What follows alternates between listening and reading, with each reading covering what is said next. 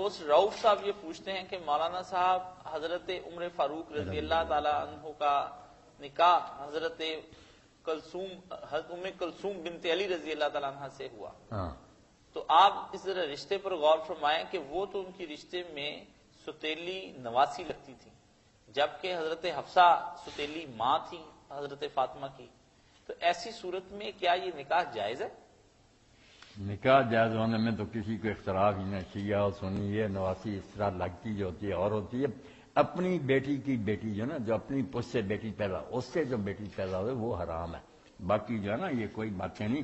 یہ نکاح سب شیعہ سنی کے نزدیک ہوا یعنی الگ بحث کرتے رہیں، نکاح میں کوئی حرج نہیں، جو حضرت ابوبکر کے نواسی رشتے میں نا کہ ان کی بیٹی کی آگے گا دوسری بیوی کی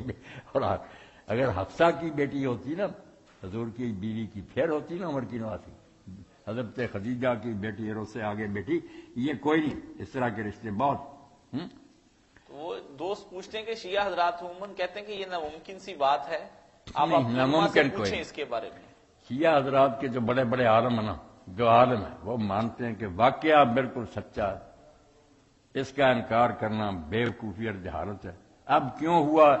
اس کے بارے میں انہیں حق ہے، وہ کہتے ہیں جیسے دوسرے ظلم ہوئے یہ بھی ظلم ہے، یہ پلی لیتے ہیں کہ ظلم ہے، زبردستی چھینا گیا رشتہ اور ان کو مجبور کر دیا گیا کہ اگر تم رشتہ نہیں دو گے میں دو گواہ کھڑے کر کے چور بنا کر تیرے ہاتھ کاٹ دوں گا۔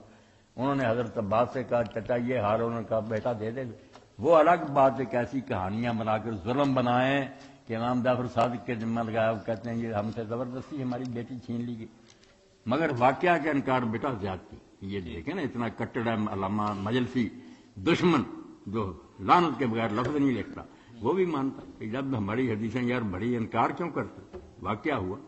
باقی کچھ لوگوں نے عجیب و غریب باتیں یہ شیعہ سنی سارے دین چھوڑ گئے کہ جب ایسا معاملہ دیکھا نا تو حضرت علی نے پھر اپنی قدرت سے وہ پاورفل سے انہوں نے نجران سے ایک جنیہ کو بلایا، پڑی،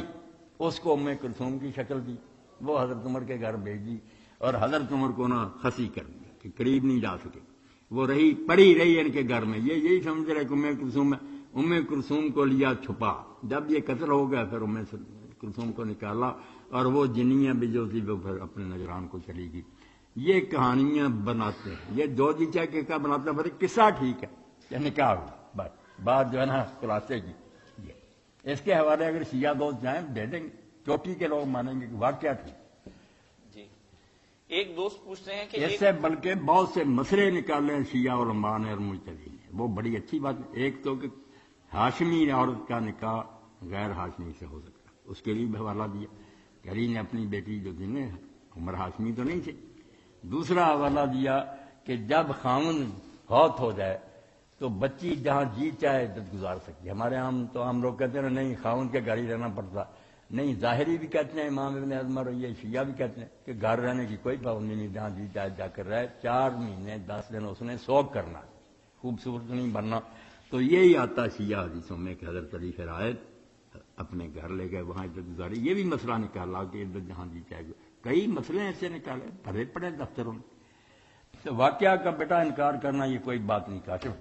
جو بات ہوئی مانو، آگے جو کہنا کہتے تھے۔